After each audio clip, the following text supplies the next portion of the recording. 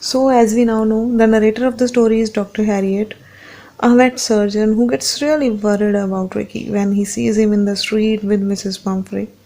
Here, Dr. Harriet is explaining the appearance of Ricky by saying that Ricky has become excessively fat with red eyes and lolling tongue. Means Ricky बहुत ही ज़्यादा मोटा हो गया था, उसकी eyes red थी, उसकी जीभ मुंह से बाहर निकली हुई थी, वो हाँफ भी रहा था, उसकी कंडीशन बहुत ही ज़्यादा बुरी थी. At the same time, when Dr. Harriet asks from Mrs. Pumphrey about the condition of Tricky, she claims that Tricky's weakness is an outcome of malnutrition. Malnutrition means lack of proper nutrition. अब यहाँ पर जो है Mrs Pomfrey कहती हैं कि उसकी ये जो कंडीशन है वो सिर्फ और सिर्फ मालन्यूट्रिशन की वजह से है. That is why she overfeeds him with some extras like malt, cod liver oil and Horlicks. In fact, in spite of having advice from Dr. Harriet to cut down on the dog's sweet intake, she serves him cream cakes and chocolates because cream cakes and chocolates are favorite of Ricky. Dr. Harriet concludes that the real problem with the dog is his greed for food, along with excessive pampering by his owner. To make things worse, Ricky is not given proper physical exercise. अब doctor Harriet जो है वो main reason समझ चुके थे tricky के fat होने का. First is greed for food, means उसके सामने जो कुछ भी खाने के लिए रखा जाता वो उसे खा जाता. Second is over pampering of his owner. Mrs Pomfrey जो है उसको बहुत ही ज़्यादा पैम्पर करती थी, जैसे कि हमने पहले देखा. डॉक्टर हैरियट ने एडवाइस किया था कि उसको कुछ भी मीठा नहीं देना, but she was serving to him. Third, which is most important, physical exercise is not done by Tricki. वो कोई भी फिजिकल एक्टिविटी नहीं करता था. The vet warns Mrs. Pumphrey that if Tricky's diet is not modified and if he is not given exercise, he will become seriously unwell. This prediction comes true within a few days. जैसा doctor ने कहा था वैसा ही थोड़े दिनों के बाद हो गया. Tricky stops eating and lies panting all the time on the rug. Panting means gasping या हाँफना with regular bouts of vomiting. उसको बार बार vomiting भी आ रही थी, उसने कुछ खाया भी नहीं था. The vet had understand the situation and is ready with a plan. The foremost thing he does is to get Tricky away from his owner. सबसे पहली चीज़ उन्होंने जो करनी थी वो Tricky को उसकी ऑनर से अलग करना था. So he convinces her that the dog has to be hospitalized for a fortnight. उन्होंने मिसेस पम्फ्रे को कन्विंस किया कि डॉग को अब हॉस्पिटलाइज करना पड़ेगा अगर हमने उसको ठीक करना है, at least for a 2 weeks. This makes Mrs Pomfrey restless as she is certain that her dog would not be able to bear such a long separation from her. अब वो बहुत ही ज़्यादा परेशान हो जाती हैं क्योंकि उनको पता है कि उनका डॉग जो है उनसे अलग नहीं रह सकता. But the vet is wanted to save the little dog and he takes him away wrapped in a blanket much against the wishes of his owner.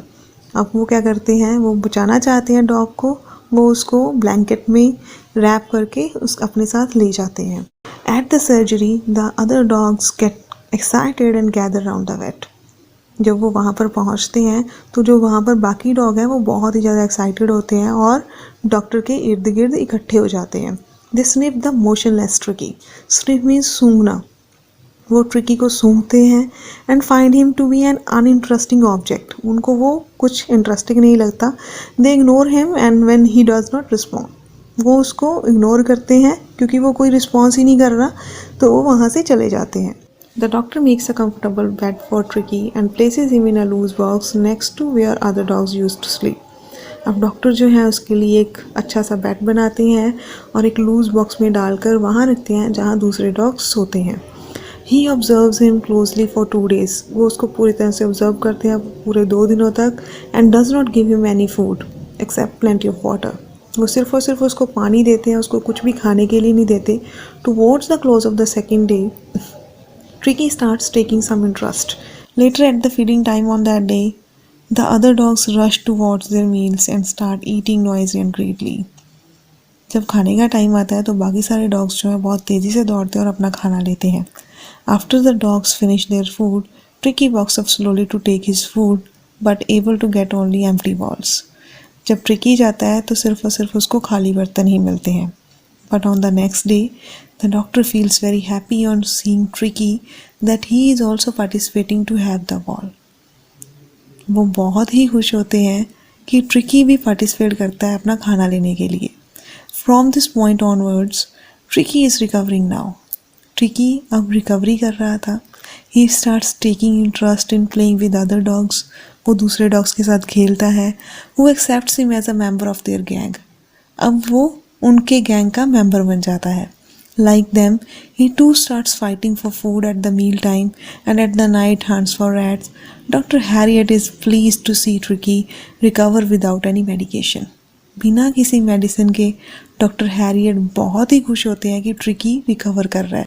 However, a worried Mrs. Pumphrey keeps on bringing up the surgery at least a dozen times a day to inquire whether her dog is all right or not. अब जो Mrs Pomfrey हैं वो अपने dog को लेकर बहुत ही ज़्यादा possessive हैं। वो एक दिन में डॉक्टर को बहुत बार कॉल करती हैं ये जानने के लिए कि क्या वो ठीक है या नहीं। Doctor Harriet smartly avoids her queries and assures her that tricky is out of danger now and is improving gradually. Doctor Harriet उसको बताते हैं कि अब वो ठीक है, खतरे से बाहर है और वो इम्प्रूव भी कर रहा है। This makes Mrs Pomfrey anxious.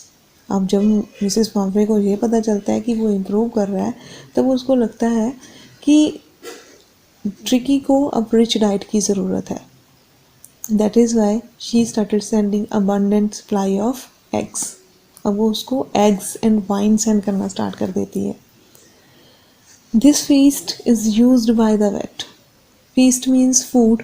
ये जो फूड मिसेस पम्फ्रे सेंड करती है that is used by the vet and his attendant. जो उसका स्टाफ मेंबर्स है वो सभी ये फूड को एंजॉय करते हैं। Since such a rich diet was not good for the dog, क्योंकि इतनी रिच डाइट जो है डॉग के लिए अच्छी नहीं थी। That is why they were enjoying the feast that was send by Mrs Pomfrey. After enjoying these delicacies for a fortnight, Dr. Harriet takes a wise decision. He informs Mrs. Pumphrey that her dog is fully recovered now and can be taken back home.